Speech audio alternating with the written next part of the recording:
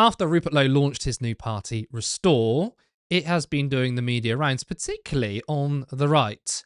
Charlie Downs, spokesperson for the party, made the bizarre claim that you can't be British if you're a Christian. If Britain's a people and a nation, well, that to me sounds like saying Britain is being sentimentally attached to the country. Britain is living here. It's being brought up here. It's being, you know, what do you mean that's different to Reform UK? I need to understand this. Make it clear. Explain it to me like I'm 5. Well, Reform's position from their very beginning has been no different to Blair's position, to Cameron's position, which is that Britishness is defined by adherence to British values. This is a term that I have been hearing for my entire life. It was something that I was taught when I was in primary and secondary school, that that's what it means to be British. And if you look at the law, British values are defined as democracy, tolerance, the rule of law, and mutual respect and tolerance of those with different faiths and beliefs. Now that, in my view, is nothing at all to do with what it means to be British, because the majority of British people throughout our 1,000-year history have not believed in these values. These are a creation of the Blairite state over the last 30 So what is it to be, so explain to me, what is it that you're saying makes someone British that is different to what they're saying? Well, it's a far deeper thing than that, Alex. It's about a connection to this land. It's about an ancestry here. Okay, but connection to land, isn't that what Matt Goodwin said to you, though? Please let me finish here. More than anything, it is Christian faith. It is ancestry and it's Christian faith. So if you're not a Christian, you can't be British? Well, I mean, you are certainly, I think, less British if you're not a believer in Christian principles. If somebody was Islamic, then they are certainly less British, yeah. I mean, look, at the end there, he says you're less British. He doesn't say the words, you can't be British if you're not a Christian, right? But what does it mean being less or more British? I think we can go ahead and take it as him meaning not British. Now, electorally, I don't think Restore are going to be a successful party. I mean, no one knows who Rupert Lowe is. They are far too extreme for the British public. However, they certainly can be influential on the political conversation. I mean, they're doing that right now. Ash Sarkar and Charlie Downs had this exchange on Twitter. Bad news if you're white, British and of no faith. According to this new political party, not even you are actually British. And Charlie Downs responds by saying, Britain is and has always been a Christian country, Ash. You don't have to personally practice the faith to recognise that it is fundamental to our identity as a people. A native Brit who converts to Islam is absolutely less British than a native Brit who is a Christian. I mean, we are going to obviously react to these comments in a second, but, you know, those on the far right really don't know their history, and frankly, they don't know what they're talking about. Far-right activist Jess Gill said this: it should be common sense that you need British ancestry to be British. Why is this controversial? I mean, it's controversial because Britain or Britishness isn't an ethnicity. You can't have British blood. It's not in your DNA. I mean, my brain cells are quite literally disappearing as I read it. Now, this is the same Gill who recently attacked the Windrush generation. Britain never asked the Windrush generation to come here. They were never invited from the start. And Britain wasn't rebuilt by immigrants after World War II. British people rebuilt Britain. When will we stop believing this propaganda? I mean, we literally asked them to come over. We gave them visas. We asked them. And by the way, those countries weren't asked to be colonized by Britain either. Now look, it's really important to know that these people are frankly ethno-nationalists. They want Britain to be for white people. Now, I can hear so many people respond to me saying, you're just being hyperbolic. You know, this is the far left calling everyone they disagree with as racists and fascists. You know, find me a single quote where they say they want whites only. But this completely misunderstands politics and political messaging. People don't openly admit their raw opinions, right? It's hidden by dog whistles and coded language. I mean, if Rupert Lowe said, you know, England or Britain should be whites only, he would get nowhere, right? Read between the lines. So why do I believe that these people are ethno-nationalists? Because of the amount of qualifiers to be seen as British. I mean, sure, they're not saying you have to be white to be British, because they don't have to. Now, to be British is to be born here or have a British passport. And I know the far right moan and they cry, but it's a fact. But they want to redefine Britishness add so many caveats until you whittle it down to essentially just white people. And to be honest, to these people, Christianity is seen as a white religion. If that's now a qualifier of being British, the odds would favour white people. It's a way of circumventing the phrase white people, even though that's what they mean. So to say one is British if they, excuse me. So to say if one is British if they are a Christian, they have ancestry here, that box is getting smaller and smaller and smaller. Then they'll add more qualifiers. Okay, it has to be ancestry that goes back 1,000 years.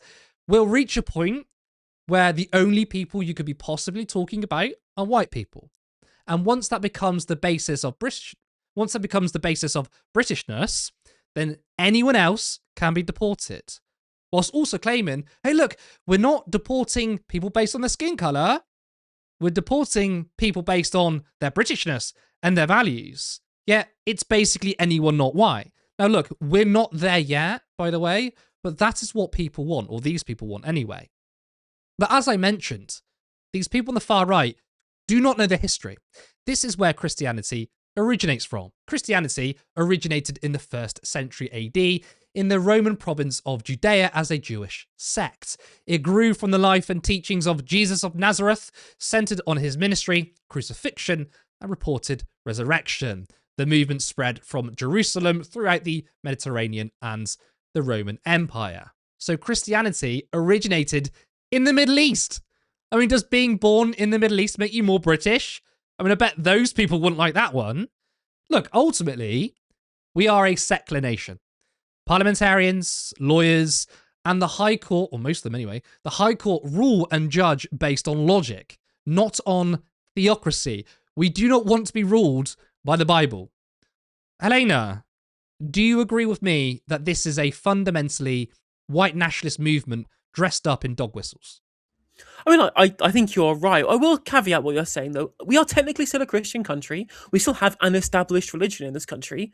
We shouldn't have one because it's basically meaningless to the lives of most people now, as we're one of the least religious countries in the world, certainly one of the least religious countries in Europe. And so the idea that somehow the 75% of non-believers which make up young adults in this country are somehow less British than their parents or their parents' generation due to their lack of Christian religion is just totally nonsensical. But you're right, they're not doing this to try and delineate between those who subscribe to a certain set of values and those that don't. They're using this, as you say, as a dog whistle, and not even necessarily between certain colours of skin, but by geopolitics, right? This is about West versus East, the Judeo-Christian West versus the Islamic East. It's the new kind of Cold War era dichotomy of the first and second world that they're moving into with this rhetoric. This is why they define themselves so heavily against Islam, not necessarily because they have personal beliefs in Christianity. I believe a lot of them really don't. You see a lot of these people treat it like cultural Christianity because they can't really defend it in religious terms when so many people they're trying to convince don't have any honest belief in God anymore at all.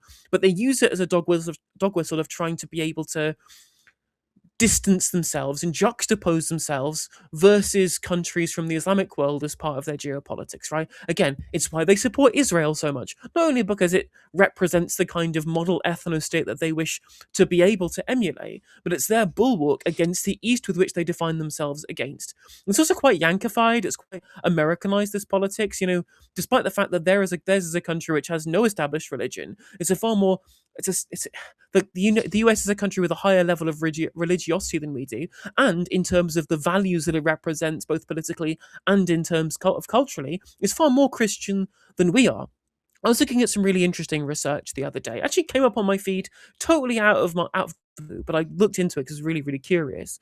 And it showed that religiosity falls so far in the United Kingdom compared to countries like the United States because so much of our educational system is set up, as you say, to prioritize empiricism, logic, and reason, a more humanist worldview. That's basically what our education system prioritizes now, especially given our country is what it is today, not because of historical Christian values, but because of the fact that we were one of the kind of cradles of the Enlightenment. The rejection of theocratic Christian values, and the replacement with Enlightenment values is why we became the country we are today. It's why we became a powerful country. It's why we became a country with the kind of civic setup that we have today, the constitutional setup we have today, because of those Enlightenment values. And that is what is created through the development of a humanistic education system, a population that has very, very low levels of religiosity, and it's sticky.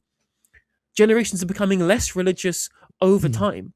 And what's interesting is that a lot of the right wing try and say we can have the Islamification of Britain by having people come here with Islamic values. Well, the research and the information and the data that we have shows it's also the children of Muslim parents who are also getting less religious over time. And I think the education system is partly to blame for this. So I say blame because that sounds like a bad thing, but it's partly the contributing factor into this, because if you teach people to be able to reason themselves into an empirical conclusion, you don't need the kind of teleological thinking, the idea that things have a purpose behind them, to be able to understand why they exist in the way that they do.